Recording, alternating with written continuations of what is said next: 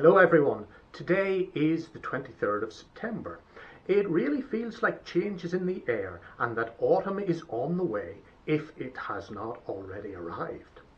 But you know, the call of God in our lives to follow Jesus and model ourselves on his ways remains constant.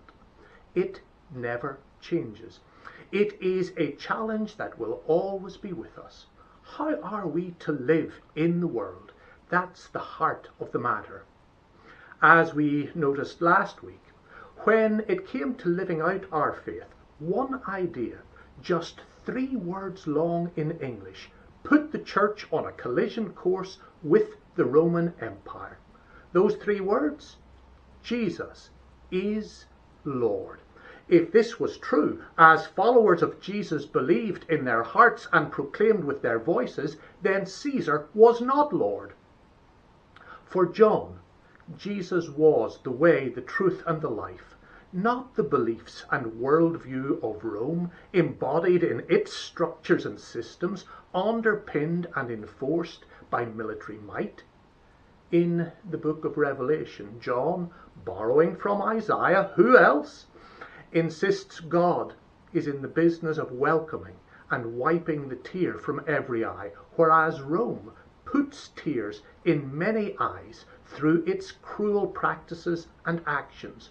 Where the early church was into valuing and respecting all people, especially the poor and the marginalized, Rome crushed them.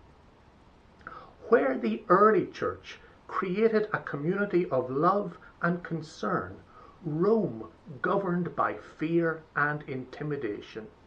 If you wanted to change the way these things were under Roman rule, you were seen as a subversive. If you did anything about it and stepped out of line, you were cut down, or rather strung up on a cross as a warning to others not to transgress the boundaries of the established order.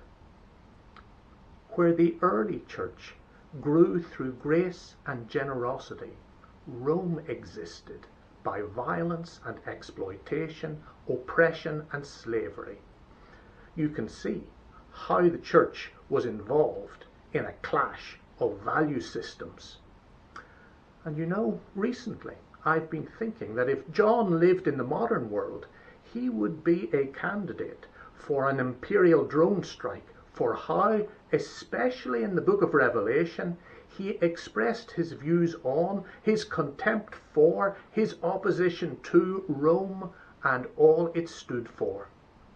But back then, he was left to sit on the isolated island of Patmos and spin his apocalyptic visions of the decline and fall, the graphic end of the glory, supposedly, that was Rome. In this approach, things are presented in a light versus darkness, good against evil sort of way. In the sweep of history, I wish I could say that the church has always been on the right side, the bright side of things, but it hasn't. Here's one reason why. When the Emperor Constantine embraced the Christian faith, he adopted the slogan, "In this sign conquer," referring to the cross. In this, he was bringing the mindset of Rome, rooted in a sense of superiority and a right to dominate, back into the church. The church had all the answers and believed it was justified in imposing them on others ruthlessly, if necessary. The nature of the church, how it understood its mission and ministry, how it viewed the world and related to it, was radically changed by this. Let's think how this change, this alignment with and deployment of the ways of Rome, played out in history. So think no further than the Crusades, when Christian knights waded in the blood of Jews and Muslims in the conquest of Jerusalem.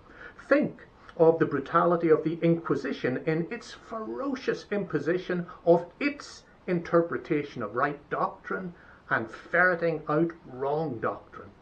Think of how Galileo was hounded because he thought outside the box as defined by the church.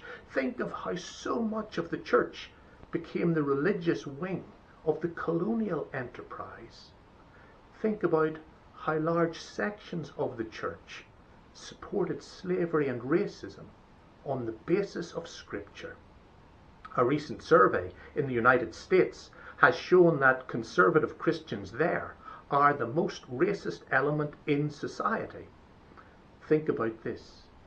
When the church is driven by law and discipline rather than love and grace, when it refuses light from any quarter and tries to silence alternative perspectives, when it abandons discerning together in favour of imposing the purity of the party line, it may well have adopted the thinking of Rome rather than the mind of Christ.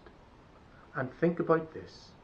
For Rome, the cross was its ultimate version of the modern day cancel culture, a means to eliminate those you disagreed with and saw as a threat. But it didn't work. God raised Jesus to new life. This affirms that Jesus and his ways of mercy, kindness, inclusion, righteousness, justice, respect, compassion, love, and peace will prevail. The ways of Rome, whether they are encountered in the world or in the church, will not. If you plan to be in church on Sunday, and I encourage you to consider that option, the same process of contacting Gavin Henry is in place. Note also, we are thinking through imaginatively how to bring our children and young people back into worship. So listen out for further details. For now, remember that Jesus is Lord. He and his approach to reality are the way, the truth, and the life. God bless. Bye for now.